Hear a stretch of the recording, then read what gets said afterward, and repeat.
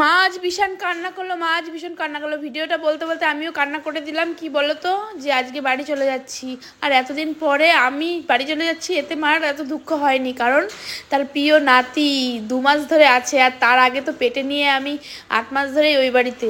তো এতদিন পরে আমার যেতে হবে শ্বশুর বাড়িতে। কদিন আর থাকবো বলো, 2 বোন ধরে তো অনেকদিনই আছি, তোমরা তো সব কিছুই দেখো, আমরা সব কিছুই শেয়ার করি। তো মা দেখো আজকে আর কান্না থামাতে পারছে না। আমি বলছি, মা আমার তো বাড়ি এখান থেকে এইটুকুনি, তুমি এত কান্না করছো কেন? আমি তো আবার আসবো। কিন্তু মার মন দেখো, এত কান্না করছে। মার সামনে আমি কান্না করতে পারছি না, কারণ আমি মার সামনে কান্না করি, মা তাহলে আরও কষ্ট পাবে, আর আমি চাই না আমার জন্য আমার মা কষ্ট পাক। তাই দেখো মা শুধু কান্না করেই যাচ্ছে, আর দিদিও খুব খারাপ লাগছে, সবার খারাপ লাগছে। তাই হাত মিলিয়ে দিচ্ছি দিদির মেয়ের সাথে আমার ছেলের। তো ওদের সাথে আবার তো কবে দেখা হবে না হবে তো ঠিক নেই। মা তো আমাদের শ্বশুরবাড়ি আসবে আর যাবে, কিন্তু দিদি তো এখন হঠাৎ আসতে পারবে না। তাই এই যে টোটো এসে দাঁড়িয়ে আছে, বাড়ি যেতেই হবে। আর মেয়েদের সবথেকে কষ্টের জিনিস কি বলো তো, যে আমাদের বাপের বাড়ির থেকে আমরা যখন চলে যাই, সেই যতই আমার কাছে শ্বশুরবাড়ি বা বাপের বাড়ি হোক না কেন, তবুও আমার ভীষণ কষ্ট।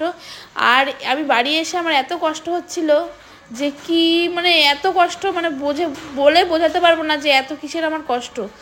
তো এত মন খারাপ লাগছিল বাড়ি এসে। তো সবাই আদর করছিল, পুচকি সোনাকে সবাই আদর করলো।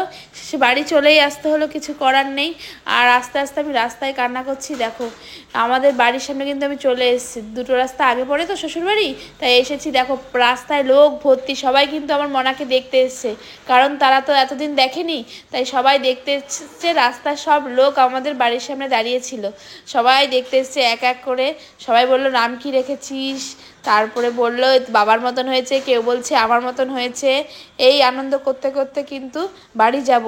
তো বাড়ি গিয়ে আমাকে কে বরণ করলো না, আর বাড়ি গিয়ে কীরকম ডেকোরেশন করেছে তোমাদেরকে দেখাবো। মানে বাড়িতে তো চলে এসেছি, এটা তো রাস্তার মাথায়। তো বাড়িতে আমার বরই মানে এসে একটু সুন্দর করে সাজিয়েছে, সেই সাজানোটাও তোমাদেরকে দেখাবো। তো পরের ভিডিওতে তোমরা রেডি থাকবে দেখার জন্য।